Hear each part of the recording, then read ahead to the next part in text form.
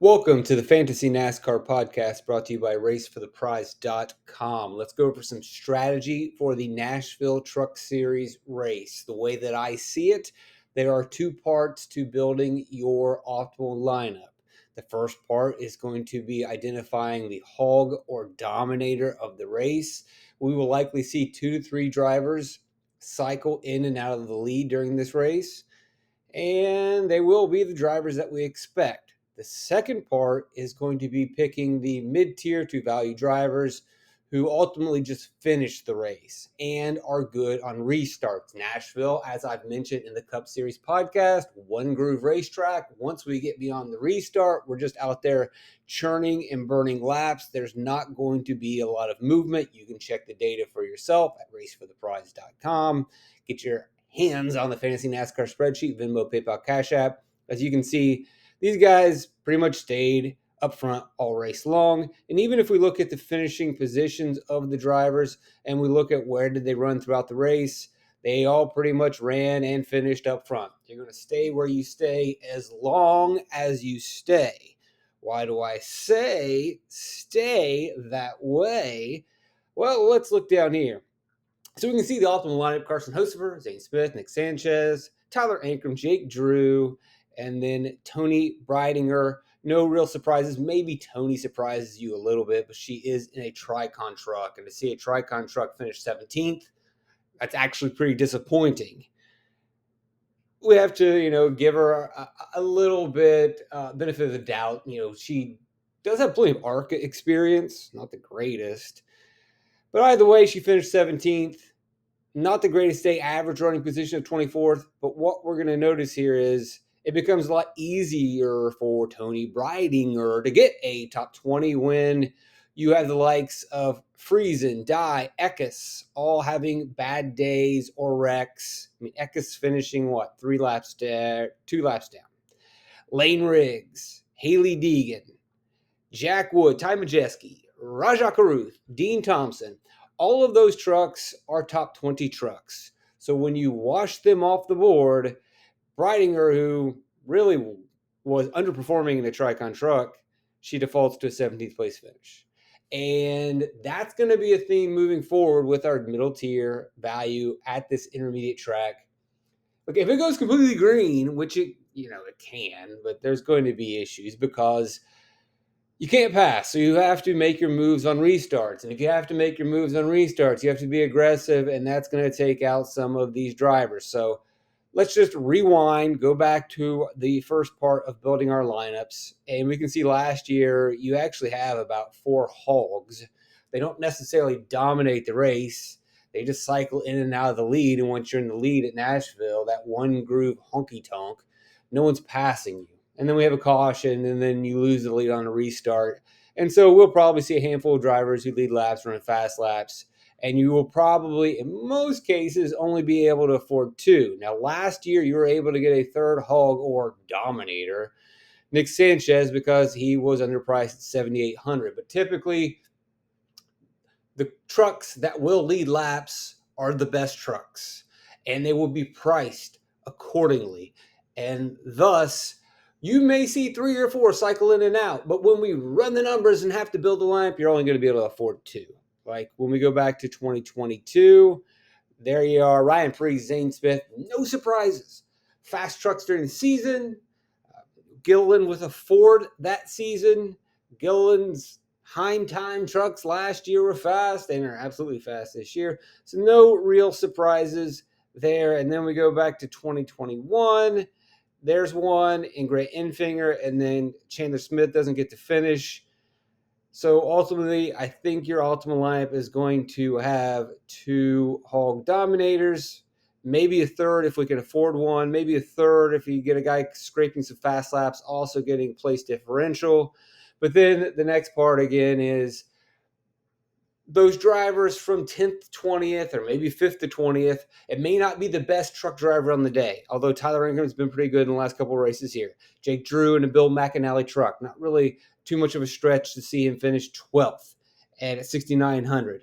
What we really are doing here with the rest of our lineup outside of our Hulk/Dominators is hoping that we pick the truck that survives, right? Going back to 320, going back to the laps, as I show in the purple, a lot of really good trucks don't finish.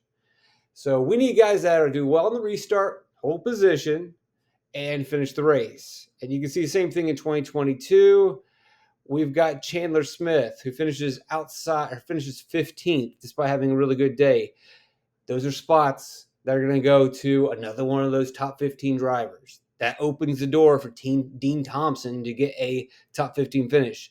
Kligerman doesn't have the day that he needs. Does he finish on the lead lap? He does, but he has an issue on lap 146 of 150.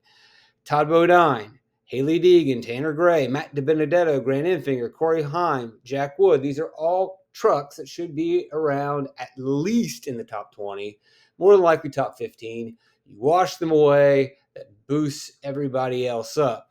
That boosts up that one value guy that you need. In this case, it was Dean Thompson, but it also gives a little bit of a boost to Tyler Ankrum and Max Gutierrez. Now, the Gutierrez might seem a bit strange, and it does to me.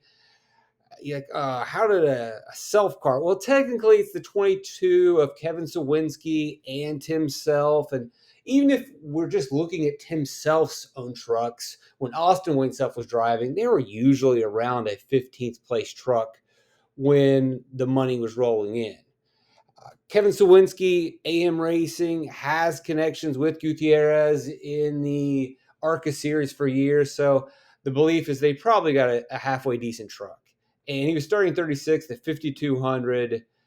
Well, that's really a no-brainer. Now, the 8th place finish is a bit surprising. But he just basically drove his way forward. So I think they just invested pretty good in the truck. And then again, we had a lot of trucks that didn't finish out the race. 5,200, and then where he qualified ended up being probably a pretty good steal. The more you think about, okay, it wasn't that crazy. 8 does seem pretty aggressive for him to get there. But if they gave him a really good truck and Dean Thompson was able to finish 14th for Nice, I don't think it was the craziest moment ever to see that off the line. So again, second part of the build is identifying the Ankrum guy that's going to get decent on restarts and just finish the race for us. Or Jake Drew, Bill McIntyre truck, decent on restart, just get to the end, please. Starting 24th, 6,900. He survives. He ends up in the optimal line. Now, the next part of the equation is identifying who's going to lead the laps, run the fast laps. Simplest way for us to break that down is let's just look at who's doing it right now. So, quick recap. I know we haven't seen the trucks in a while, and so this is a good review. It's been Heim time, folks, all season long, but especially since Kansas. Kansas, 34 hog points. Darlington, 28 hog points. North Wilkesboro, 43. Charlotte, 35. Gateway, 25. His driver rating in those 5 races, first, second, first. Unbelievable.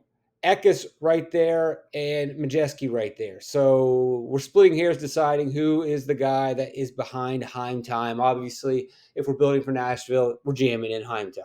Who's the second driver? Based on what we're looking at so far. And I haven't completely went over the entry list, so there might be another guy that kind of flirts with it. Sanchez is not in the equation for me, but if Sanchez wins the pole again this year and is able to take those lead laps at the very beginning of the race, then sure, fine, but he also needs to be affordable.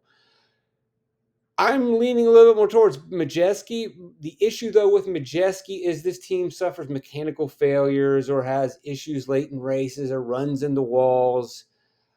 Eckes was fast in practice last year at Nashville, and it just wasn't able to put together a good race, which is kind of disappointing. You look at practice speeds from last year's practice session at Nashville, really solid. Looked like he should have been a surefire success. Didn't really nail the restarts and kind of stuck in traffic for most of the race, which can happen at Nashville. So, that is a bit of a concern. Maybe the ultimate decision between Eckes and Majeski. I mean, as we can see, Eckes, some monster numbers, fast laps, laps led. Majeski, though, coming to life of late. Both pretty solid. I think maybe the ultimate factor is going to be who starts closer to the front or who starts further to the back if there's going to be a real opportunity for place differential from those drivers. But we need people who are going to be in that position to get 3 spots on a restart and take the lead. and you want to cycle to the lead on a restart, you have to be within striking distance. We know Heim's going to be there, but we need you to be close enough where we get that push that you get to cycle to the lead and you get to run your 20 laps out front and just stay there for the rest of the day. Beyond that, it's hard to trust any of these drivers. We love Taylor Gray this year as the dark horse candidate, but he's not leading laps or running fast laps. Ben Rhodes is really turning his season around. If he can give you place differential, that's fine, and he might slot in as our third or fourth driver. He kind of fits the mold of what we have seen out Tyler Ankrum. And here is Tyler Ankrum, who started off really strong with the driver rating, but then ran into mechanical failures and wrecks. Hasn't quite recovered yet. Still a top 10 driver. Tanner Gray having a little bit better of a season. Slowly starting to improve, but still it's just that 15th place guy. Lane Riggs, three of the last four, he's had a top 10 driver rating. Actually, 6 of the last 8.